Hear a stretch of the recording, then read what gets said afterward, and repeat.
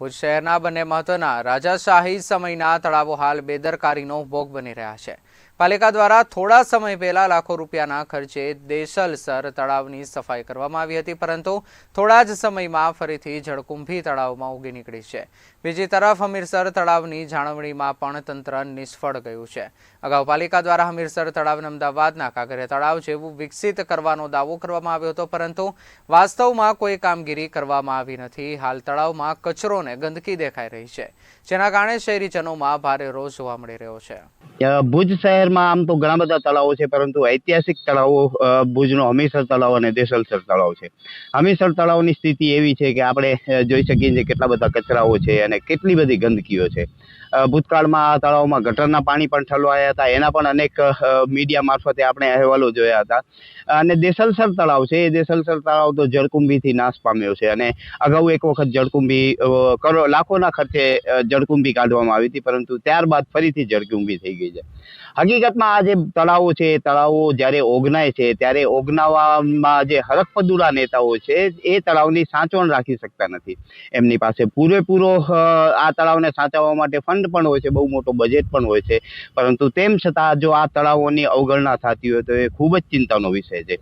હમીરસર તળાવ માટે તો ખાસ કહેવાનું એ થાય કે હમીરસર તળાવ જ્યારે ઓગનાઈ જાય છે, ભરાઈ જાય છે, ત્યારે બીજા દિવસે જાહેર રજા રાખવામાં આવતી હોય છે। કદાચ આખા ગુજરાતમાં પ્રથમ એવો તળાવ હશે કે જેના વધામણામાં જાહેર રજા રાખવામાં આવતી હોય, પરંતુ જ્યારે આ તળાવની સ્થિતિ જોઈએ છીએ ત્યારે એવું લાગે છે કે આ તળાવ ગંદકીનું સામ્રાજ્ય બની ગયું છે।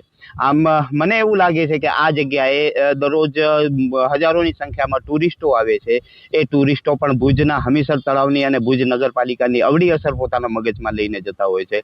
માટે મારું એવું માનવું છે કે આ તળાવની સદંતર દર મહિને સાફ સફાઈ થવી જોઈએ અને આ તળાવની આસપાસ જે ગંદકી કરતા લોકો છે એમના વિરુદ્ધ પણ દંડનીય કાર્યવાહી થાય તો કદાચ આપણે આ તળાવને બચાવી શકીએ। આમ જોઈએ તો તળાવોને બચાવવામાં ભાજપ સરકાર છેલ્લા 30 વર્ષથી છે, કોઈ પણ તળાવો સંચવાયા નથી।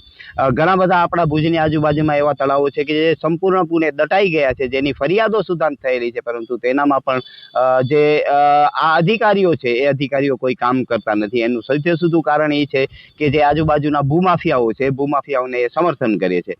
સ્વાભાવિક છે, ભૂમાફિયા સત્તાની સાથે સંકળાયેલા હોય તો જ આટલું મોટું કરી શકે, એટલે સત્તાને અને આ જે રીઢા અધિકારીઓને છે એ બંનેની સાંઠગાંઠને લીધે જ અનેક તળાવો બરબાદ થઈ રહ્યા છે અને હમીરસર અને દેસલસર તળાવ એનું અત્યારે જીવતો જાગતો ઉદાહરણ છે। આજે ઐતિહાસિક તળાવની જે હાલત છે એના માટે જવાબદાર ભુજ નગરપાલિકા છે તથા તેનું નમાલું શાસન જે સતત 35 વર્ષથી આ તળાવોની અવગણના કરી રહ્યું છે। હમીરસર તળાવ એક આપણું ભુજનું હૃદય કહી શકાય, પણ એ તળાવ પણ આજે જે બચી શક્યું છે એ સ્થાનિક જે સંસ્થાઓ છે અહીંયાની, એ સંસ્થાઓ એને બચાવી રહી છે। અને અત્યારે એની જ આપણે સરખામણીમાં એક ભુજનો બીજો તળાવ આપણે જોઈએ તો દેસલસર તળાવ, જેની હાલત અત્યંત ગંભીર અને દયનીય પરિસ્થિતિ છે। કરોડો રૂપિયાનો ધુમાડો કર્યા પછી પણ આ તળાવની અંદર એક પૈસાનો પણ સુધાર આવતો નથી। ભ્રષ્ટાચાર ને માત્ર ભ્રષ્ટાચાર ભુજ નગરપાલિકા કરી રહી છે આ તળાવના નામે।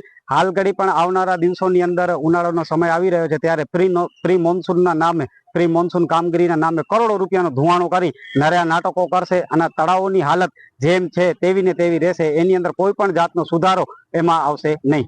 ગંદકી માટે ભુજ નગરપાલિકા જવાબદાર છે, કેમ કે કોઈ પણ જાતની જાળવણી, કોઈ પણ જાતની સફાઈ કે કોઈ પણ જાતનું ધ્યાન એની ઉપર આપવામાં આવતું નથી। હા, એના નામે ગ્રાન્ટો અનેક ફાળવવામાં આવે છે કે ભાઈ તળાવમાં માછલી નાખવાની ગ્રાન્ટ, તળાવમાં આ નાખવાની ગ્રાન્ટ, પણ એ રૂપિયા બધા ચાઉ કરી જવામાં આવે છે અને ભુજ નગરપાલિકા આ તળાવ ઉપર કોઈ પણ જાતનું ધ્યાન આપતી નથી। એની બાજુમાં જે બાગ અત્યારે જે છે બગીચો, એની પણ આપણે અત્યારે હાલત જોઈએ તો એ પણ દયનીય પરિસ્થિતિ છે। એક જાતનો અસામાજિક તત્વોનો અડ્ડો બની ગયો છે। તળાવ તથા આસપાસના જે વિસ્તારો છે એની ઉપર એક જોઈએ જે અંદરના વિસ્તારો છે એમાં અસામાજિક તત્વોનો જ્યારે ઘેરાવ રોજ થતો હોય અને આ તળાવની અંદર ગંદકીથી લઈને બધું એ લોકો ફેંકતા હોય છે, ત્યારે ખરેખર ભુજ નગરપાલિકાને આ તળાવ તરફ ધ્યાન દેવું જોઈએ અને એક માનવતાની દ્રષ્ટિએ કોઈ રાજકીય પક્ષ કે એવું નહીં જોઈ અને આ તળાવની ખરેખર જાળવણી કરવી જોઈએ।